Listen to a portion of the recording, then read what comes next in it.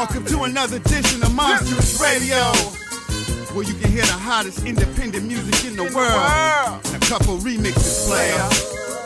So what we do around here is we do interviews, play the hottest music, and we sure got the hottest hosts. Yeah. So let's go ahead and get into it.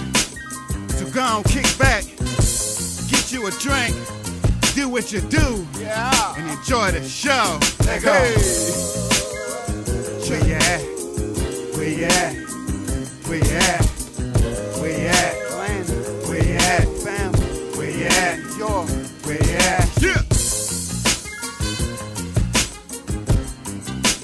Monsterus Radio.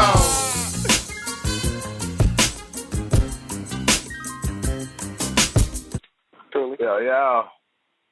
Hey, what's up? What's good, bro? I was rocking with it, man, in the building. What's popping? Hey, it's all about you tonight. Hey, thank you, Yukmouth, for tuning in to Monsterus Radio, and, hey, for doing the interview with me. So, hey, big shout-out to you on that one.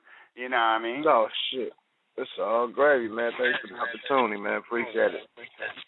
It's all good. It's all good.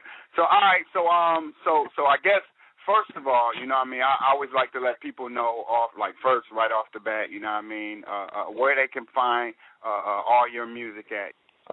Basically, hit me up on SmokeALotRecords.com.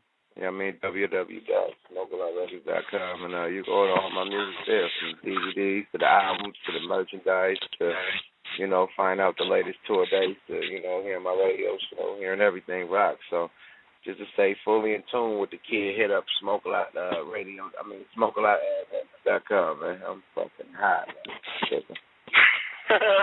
All right, that's what it do. So, all right, so first I want to ask you, bro, hey, I hope you enjoyed your 420 holiday. Oh, yeah, definitely. You know, I definitely put it in the sky, man. I was out there in the Twin City, you know, Money Soda.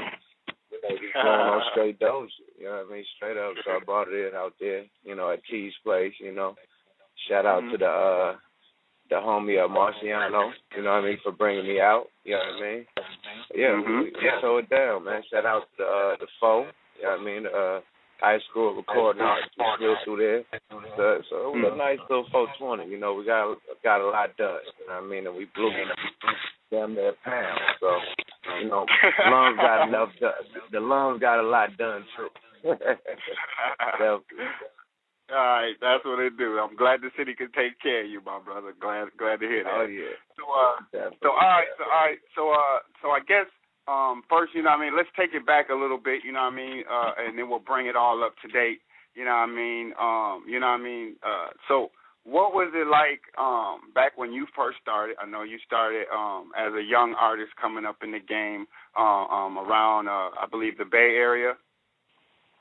Right. Yeah. So, I mean, what was it like at the time you was coming in the game? What was the music scene like there? And you know, was there real hard struggles for you to get on at that time? Basically, well, me and Numbskull started rapping together in junior high school, man, in the 8th grade, man, and we basically stuck with each other since then. And basically, when we graduated, we got the deal, like, right after that. So we and our dude, that scientist, he was down with the Dangerous Crew, you know, down with Too Short and them. So we basically recorded Drew Down's first album in Too Short's studio, you know, beats from Ant Banks and everything, the whole science. So it was, you know, we was under the same umbrella, you know what I mean? And then, you know, we split out and started doing our own thing. But basically back then, there was, you know, a lot of the unity. Everybody was independent.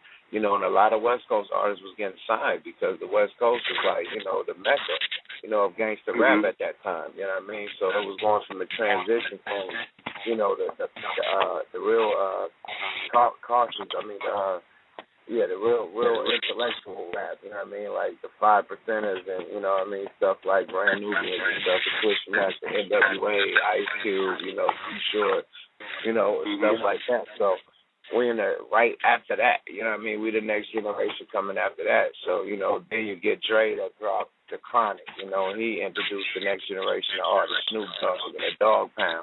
So we right in the era of that. You know what I mean? And we came out, you know, being the next era of Oakland rap, you know, the Loonies, you know what I mean? Being the next level, you know, next generation after the Too Shorts and, you know, the E-40 and all that. So, you know, that's how we came in the game, and that was the that was the temperature around then. You know, it was a lot of unity. Everybody was getting signed. You know, and hip hop was in its golden era. To me, you know, albums were selling. You know, people were going gold, platinum here and there. You know, albums, not just the singles. You know what I mean? So it was a golden age. You know what I mean? Definitely. And then the struggles was, you know, just rapping, you know, since junior high school. You know, we was trying to get a deal back then, because when we was rapping in junior high school, that was in the days of Another Bad Creation and, you know, and Chris Cross and stuff like that. So it was the young dudes getting signed, you know, and we was thinking that we was going to be the next Chris Cross or the next Another Bad Creation in junior high school, you know what I mean? So we was trying since way back then and to finally get signed out of high school, you know, so it took a lot of grind. And then even though when we got signed, it still took 3 years after that for our album to drop. We still had to pay our dues, you know, be in the shadows of Drew Down, you know, and, you know, let Drew Down, you know, drive the car and we play the back seat until it's our turn to get in the car, you know, and drive, you know what I mean? So, yeah, we had to pay our dues, man. We had to perform for free, you know what I mean, do a lot of going on the road, giving out free things, you know what I mean, sleeping on the floor, you know what I mean, just struggling, you know what I mean, sleeping in the studio, everything you could do as an artist, we done did it, you know what I mean, period. So, to finally just, you know what I mean, reaping the benefits, you know what I mean, that's the goal, man, hey, beautiful, you know? Right. That's real spit. So when you you know, after you know, you start to get established, you know, the success start coming. Now there was a point when you moved and started working with Rap-A-Lot. Can you tell us a little bit about that? Basically, when we got the deal as the Loonies at Virgin, you know what I mean, Virgin Records, Rap-A-Lot was also signed to the same label. So we was label mates, and when Rap-A-Lot would come to L.A. or something, they'd be recording in the same studio. We'd be recording there. So, you know, it became real friendship and real close, you know, from that. You know what I mean? Then we went on tour, you know, with a lot of Rap-A-Lot artists when we first came in the game, because they was dropping their artists. Which was Bill's first solo album came out. You had people like C.J. Mack, Papa LQ. You had the Ghetto Twins, you had the Fifth Ward Juveniles, you had a lot of people coming out from Rap-A-Lot and Scarface that was on tour with us. So, you know, we had a relationship from that, you know what I mean? And me having a couple of my homies from a few of my homies from my neighborhood from East Oakland, you know, worked at Rap-A-Lot, like, literally inside the office. So my dudes that worked inside the office was always telling Jay, like, yo, man, you should sign Yukmouth. You know, he with the Loonies, but you should give him a solo deal. You know, and they was always in his ear. And then Jay would actually see me in the studio, you know, working by myself. But I'll be working on the Looney project. But Numb would be, you know, party and doing what he doing. But I'll be in the, you know, studio, putting the chords together, putting the whole song together, and just leaving them apart. When they see me in the studio always doing that, he's like, damn, you need your own solo deal. You putting the whole album together anyway. I was like, you know, you're right. You know what I mean? So from then on, you know what I mean, 97, I was going to Rap-A-Lot. You know what I mean? Straight up. And it caused a lot of waves, you know what I mean, a relationship as far as me and Numb and my relationship with C-No Records. You know what I mean? They basically, C-No, you know, he took him like a year to sign off, you know what I mean, for me to even do the deal, you know what I mean? So during that year, they can't pay me no money or nothing. I'm just recording for free, you know, until we find this dude so he could sign off so I could have permission to do this, you know, this album with Rap-A-Lot.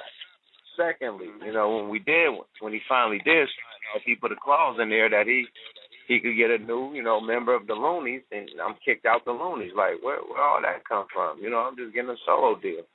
So that caused friction between me and Numbskull, because I'm thinking Numb agreed with that shit. So I'm like, hold on, man, this is my dude. I put Numb on. I made the whole group name. I made his name, the logo, everything.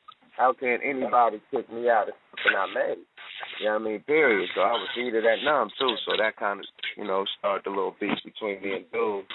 You know what I mean? But, yeah, after that, that's on me. I dropped my first solo album, Thugged Out the Avalation, which was a double album. And, yeah, it went gold. You know what I mean? My first one, I struck gold. Then after that, I dropped a few more, like 3 more, and then I left. You know what I mean? Started, went straight on myself, Smoke Like Records. You know what I mean? Been doing me for the last 3 years, So shout out to Rap Alive, shout out to Jay Prince, shout out to International Red, shout out to Uncle Face, shout out to Willie D, Bill, you know what I mean? All them dudes up there, man. Got a lot of love and respect, man. But people grow and move on, you know what I mean? It ain't no beef. You know what I mean? People just grow and move on. It's time to, make bigger money moves. So, it was a great opportunity at Rap Alive. Right. Okay. That's deep.